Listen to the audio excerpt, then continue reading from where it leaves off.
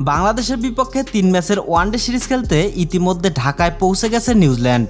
এদিকে Asia cup খেলে ভারতের বিপক্ষে দুর্দান্ত একটি জয় নিয়ে ঢাকায় পা রেখেছে বাংলাদেশও। আগামী 21শে সেপ্টেম্বর নিউজিল্যান্ডের বিপক্ষে মাঠে নামবে বাংলাদেশ। আর এই ম্যাচে পাওয়া যাবে না এশিয়া কাপ খেলে আসা বেশ কয়েকজন ক্রিকেটারকে, যারা কিনা বিশ্বকাপ স্কোয়াডে থাকবেন। সম্পূর্ণ নতুনদের নিয়ে সাজানো হবে নিউজিল্যান্ডের বিপক্ষে স্কোয়াড। তবে এই স্কোয়াডে দেখা যাবে তামিম ইকবাল ও মাহমুদুল্লাহ রিয়াদকে। এছাড়াও সৌম্য সরকার, সোহান ও মোসাদ্দেক হোসেন সৈকতকে পাওয়া যেতে পারে নিউজিল্যান্ডের বিপক্ষে স্কোয়াডে। তবে চলুন এক নজরে দেখে নেওয়া যাক কেমন হতে পারে নিউজিল্যান্ডের বিপক্ষে টাইগারদের সম্ভাব্য একাদশ।